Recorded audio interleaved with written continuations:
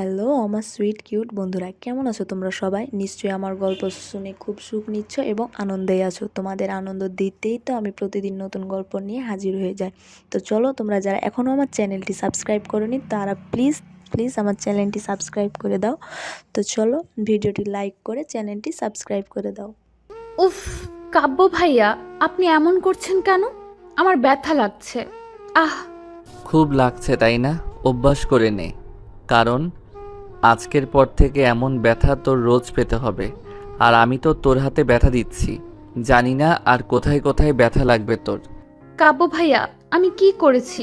কেন আপনি আমার সাথে এমন করছেন? আমার কষ্ট হচ্ছে ভাইয়া, প্লিজ আমায় ছেড়ে দিন। চুপ, একদম চুপ। নিজের শরীরের বিশেষ বিশেষ অঙ্গ দেখিয়ে মানুষকে আকৃষ্ট করার মানে আজ তোকে হাড়ে হাড়ে আমি বোঝাবো। কাব্য রাগে দাঁতে দাঁত চেপে কথাটা বলল। কথাটা শেষ হতেই হঠাৎ করে কাব্য সুহার শাড়ির কুচিগুলো টেনে খুলে দিল। কাব্য সুহার শাড়ির কুচি একটা টান দিতেই পুরো শাড়ি খুলে কাব্যের হাতে চলে যায়। কাব্যের এমন আচরণের কোনো মানেই সুহা বুঝতে পারছে না। হতভম্ব হয়ে অবাক চোখে কাব্যের দিকে তাকিয়ে আছে সে। কাব্যর আগে গজগজ করছে। সুহা দেখতে পায় কাব্যের চোখজোড়া রক্তবর্ণ ধারণ করে আছে। কাব্য রাগে গজগজ করতে করতে সুহাকে উদ্দেশ্য করে বলল, তুই শাড়ি পরেছিস ছেলেদের, তোর সাদা পেট পিঠ এইসব পার্টির ছেলেদের দেখানোর জন্য, তাই না? ছেলেদের দৃষ্টি তোর প্রতি আকর্ষিত করার জন্য, তাই না? কাব্যের কথার কি উত্তর দেবে সুহা তা নিজেও জানে না সে। শুধুমাত্র কান্না ভেজা দৃষ্টিতে কাব্যের দিকে তাকিয়ে বুঝতে চেষ্টা করছে সুহা কেন কাব্য এইসব করছে। সুহাকে নিশ্চুপ দেখে কাব্য আরও রেগে যায়। সুহাকে উদ্দেশ্য করে কাব্য আবারও বলতে লাগলো, আমি তোকে কিছু জিজ্ঞেস করেছি সুহা, জানি তোর কাছে কোনো উত্তর নেই, কারণ তুই তো এই সবের জন্যই এমন করেছিস। তুই ঠোঁটে এত কড়া লিপস্টিক দিয়েছিস কেন? যাতে দূর থেকেও সবার দৃষ্টি তোর ঠোঁটের উপর পড়ে, তার জন্য, তাই তো? আজ তোর এই শখ আমি মিটিয়ে দিব। কাব্য নিজের কথাটা শেষ করতেই সুহার শাড়ির বাকি অংশটা টেনে খুলে দিল। সুহা কোনো কথা বলতে পারছে না। কিছু সময়ের জন্য একটা ঘোরের মধ্যে চলে যায় সে। কাব্যের কথাগুলো সুহার কানে বেজে চলেছে অবিরত।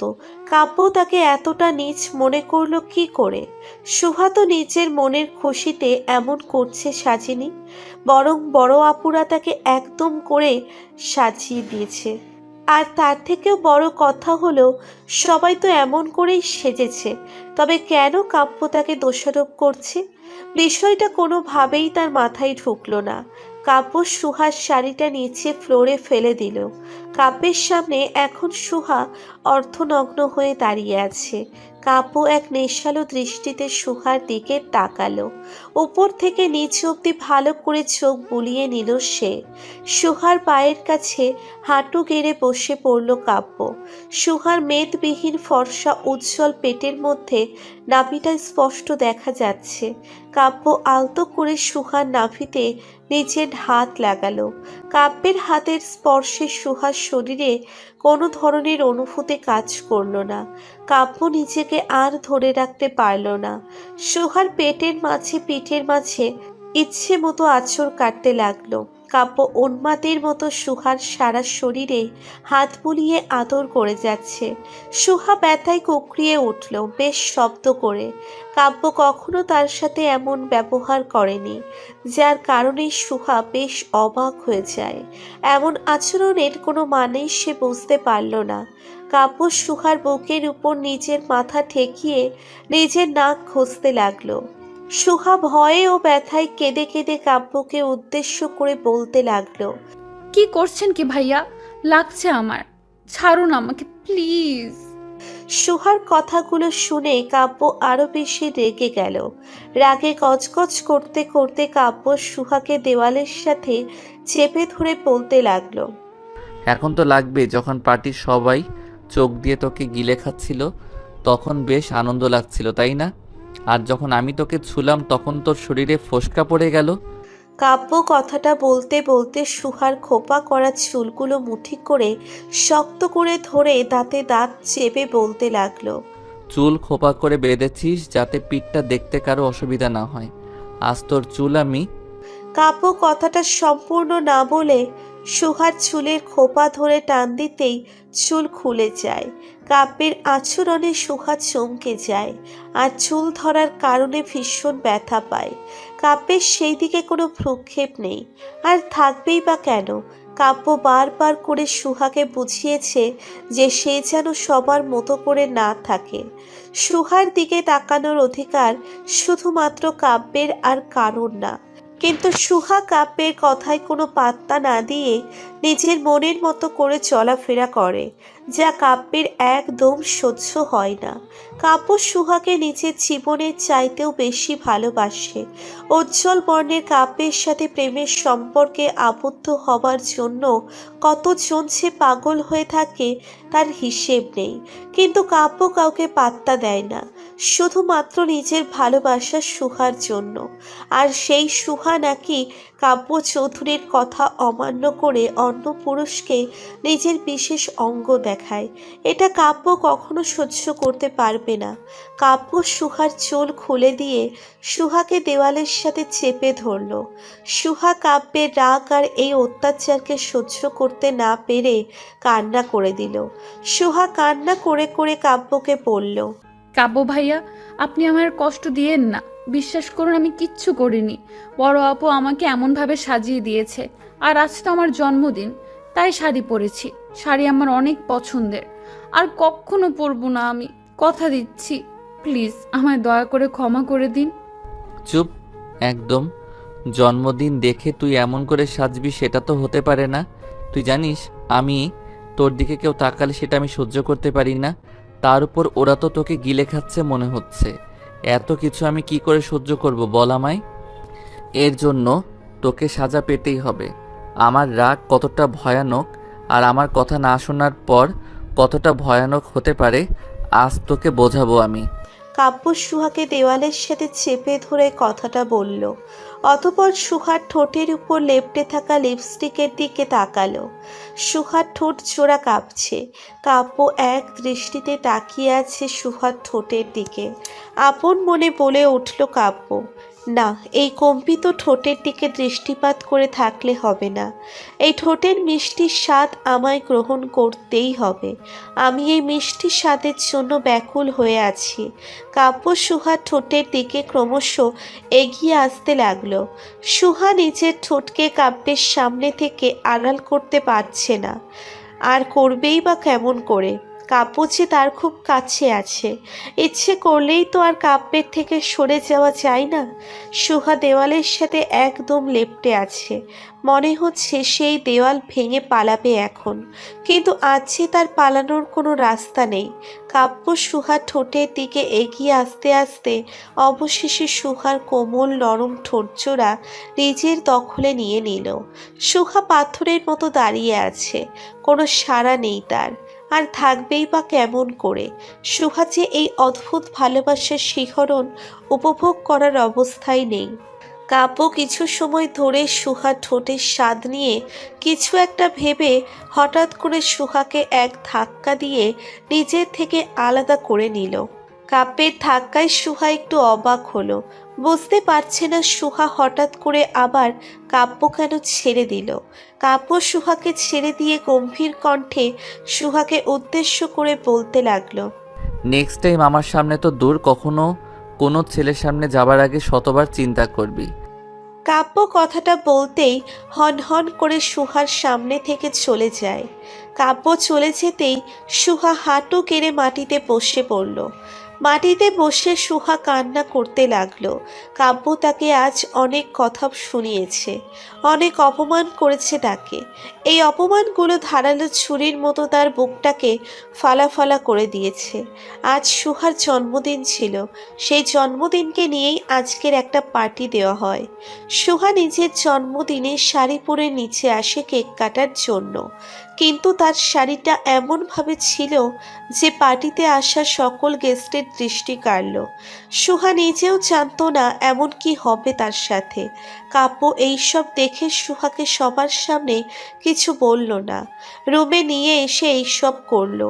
সুহা কাব্যের ব্যবহারের কথা মনে করে কান্না করতে লাগলো। কাব্যকে সে যথেষ্ট সম্মান করে, কিন্তু আজ সেই কাব্য তার মনকে বিষিয়ে তুলেছে। সুহা কাব্যের কথাগুলো ভেবে কান্না করছে। হঠাৎ করে সুহার রুমে চলে আসে কাব্যের বড় আপু। কাব্য হলো সুহার কাজিন, আর বড় আপু নিজেই সুহাকে এত সুন্দর করে সাজিয়েছে। উনি রুমে এসে সুহার এমন অবস্থা দেখে প্রশ্নসূচক দৃষ্টিতে বলে উঠল, এই সোহা, এইসব কি করেছিস তুই? কান্না করছিস কেন ফ্লোরে বসে? কি হয়েছে বল আমায়। কেউ কি কিছু বলেছে তোকে? আপুর কথা শুনে সুহা আরো শব্দ করে কাঁদতে লাগলো। আপু সুহাকে সান্ত্বনা দিচ্ছে, কিন্তু উনি নিজেও জানেন না আসল ব্যাপার কি। উনি আরো কিছুক্ষণ সুহাকে প্রশ্ন করার পর সুহা আপুকে উদ্দেশ্য করে নরম কণ্ঠে বলল, না, কিছু হয়নি, আর কেউ কিছু বলেনি আমায়। আমি এমনিতেই কান্না করছি। তুই তো কখনো এমনি এমনি কান্না করিস না। বল আমায় সত্যি করে কি হয়েছে। তুই তোর বোনকে বলবি না? আসলে আপু, কাব্য ভাইয়া আমায়। সুহা কাব্যের বড় বোনকে সবটা বলার আগেই কাব্য সেখানে চলে আসে। কাব্যকে দেখতেই সুহা ভয়ে চুপসে যায়। আপু কাব্যকে উদ্দেশ্য করে রাগী কণ্ঠে বলতে লাগলো, এই কাব্য, কি হয়েছে তোর? সুহার সাথে তুই এমন করেছিস? কেন করেছিস? কি করেছে ও? ওর সাথে সব সময় তুই এমন কেন করিস বল তো আমায়। আরে আপু, আমি কিছুই করিনি। ওকে জাস্ট বুঝাই দিয়েছি আমার অবাধ্য হলে কি কি হতে পারে। আর তুমি আমাদের মাঝে এসো না, ভাইয়া তোমায় ডাকছে, তুমি যাও। কি কি বলি তুই? আমি তোদের মাঝে আসবো না, এর মানে কি? তুই তোর ইচ্ছে মতো যা ইচ্ছা হয় করবি? এমন তো হতে পারে না। একটা মেয়েকে। আপু কথাটা শেষ করার আগেই দেখতে পেল কাব্যের চোখজোড়া রক্তবর্ণ ধারণ করে আছে। কাব্যের বোন জানে তার ভাইয়ের রাগ কতটা ভয়ানক। বাড়ির কেউ তার ভাইয়ের উপরে কথা বলে না। কাব্য বোন আর কথা না বাড়িয়ে চলে যায় নিচে। আপু চলে যেতেই কাব্য সুহাকে উদ্দেশ্য করে বলতে লাগলো, এমন করে বসে থেকে কি মানুষকে বোঝাতে চাস আমি তোকে কষ্ট দিয়েছি? শোন, এতে করে কোনো লাভ হবে না। একটা কথা মাথায় ঢুকিয়ে নে, আমার লাইফে তোর ইম্পর্টেন্ট সব থেকে বেশি। আর আমি কখনো তোকে অন্য কারোর সাথে শেয়ার করতে তো পারবই না, আর না তোকে অন্য কারোর হতে দিব। তুই শুধু আমার, আর একান্ত আমার। চল, ফ্রেশ হয়ে নে এখন। এই ওয়েট মিস্টার কাব্য চৌধুরী, আপনি নিজেকে ভাবেন কি সবাই আপনাকে ভয় পায় মানে এই না যে আমিও আপনাকে ভয় পাবো। আমি আপনার করা নিয়মের সাথে চলবো না। আপনি কে যে আপনার ভালো লাগা আমায় চিন্তা করতে হবে? আপনি দেখতে রাজকুমারের মতো হতে পারেন, তবে আমার তাতে কিচ্ছু যায় আসে না। সুহার কথা শুনে কাব্যের রাগটা যেন দুম করে হাওয়া হয়ে যায়। কাব্য সুহার চোখে রাগ দেখতে পাচ্ছে স্পষ্ট। কাব্য নিজের রাগকে কন্ট্রোল করে ফ্লোর থেকে শাড়িটা তুলে সুহার দিকে এগিয়ে দিল। সুহা কাব্যের হাত থেকে শাড়িটা টান দিয়ে নিয়ে ফেলে দিল। কাব্য আবারও শাড়িটা তুলে সুহার হাতে দিয়ে সুহাকে উদ্দেশ্য করে বলতে লাগলো, আমার রাগ কিন্তু তোর রাগের থেকে কম না। যদি শাড়ি পরতে না চাস তো আমি জোর করে পরিয়ে দিব। আর কি যেন বললি, কোন অধিকারে তোর উপর আমি নিজের মত চাপিয়ে দিচ্ছি? তবে শোন, ভালোবাসার অধিকারে। আমি তোকে ভালোবাসি, সেটা তুই না বাসলেও আমি বাসি। আর তুই যাতে আমার কথা মতো চলিস তার ব্যবস্থাও আমি করছি। কাব্যের কথা শুনে সুহা থ মেরে যায়। কিছু বলার ভাষা নেই তার। কাব্য নিজের হাতে সুহাকে শাড়ি পরিয়ে দিতে লাগলো। সুহা বুঝতে পারছে না এ কেমন ভালোবাসা, আর এত মানুষ থাকতে কাব্য কেন তার পিছনে পড়ে আছে। এত মেয়েরা কাব্য বলতেই পাগল হয়ে যায়, তাদের ছেড়ে কেন কাব্য তাকে ভালোবাসে? কথাটা ভাবতেই সুহা দেখতে পেল কাব্য তাকে শাড়ি পরিয়ে ফেলেছে। শাড়ি পরানো হয়ে যেতেই কাব্য সুহাকে উদ্দেশ্য করে একা বাঁকা হাসি দিয়ে বলল, বাবা মাকে বলে দিয়েছি তোকে যেন আমাদের বাড়ি নিয়ে আসে। আর তুই যদি এই বিয়ে ভাঙার কোনো চেষ্টা করিস তবে তোকে আমি কি যে করব সেটা আমি নিজেও জানি না। কাব্য কথাটা বলতেই সুহার রুমের থেকে বেরিয়ে যায়। সুহা বিছানার উপর বসে পড়ে। এমনিতেই কাব্য দেখতে শুনতে খারাপ তো বলা যায় না, তবে অনেক রাগী। আর এই রাগটা বাদে সুহাও মনে মনে কাব্যকে পছন্দ করে। তবে কাব্য আজ যা তা বলল, তারপর কাব্যকে কি করে মন থেকে মেনে নিবে সেটাই বুঝতে পারছে না সুহা। রাতের দিকে সুহার বাবা মা বিয়ের কথা সুহাকে জানায়। সুহা বাবা মায়ের মুখের উপর কোনো কথা বলে পারে না, আর বললেই বা কি হবে। কাব্য যদি জানতে পারে সুহা থেকে বিয়ে করতে চায় না, তবে তো সুহাকে জোর করে হলেও বিয়ে করবে। তাই সুহা আর অমত করল না, কাব্যকে বিয়ে করতে রাজি হয়ে যায় সে। কাব্য সুহার বিয়েতে রাজি কথাটা শুনে খুশিতে পাগল হবার উপক্রম হয়ে যায়। কারণ কাব্য তো সেই ছোট্টবেলা থেকে সুহাকে ভালোবাসে, আর তার ভালোবাসা পূর্ণতা পাবে। একটা কথা কি জানেন, যেই মানুষগুলোর রাগটা বেশি হয় তারা মন থেকে ভালো হয়। তারা আর যাই হোক না কেন প্রতারক না। ভালোবাসার মানে তারা খুব ভালো করেই জানে, আর একটু ভালোবাসা পাবার জন্য তারা সর্বদা পাগল হয়ে থাকে। দোয়া করবেন সুহা আর কাব্য যেন রাগে অভিমান কমিয়ে ভালোবাসা দিয়ে ভালো থাকতে পারে।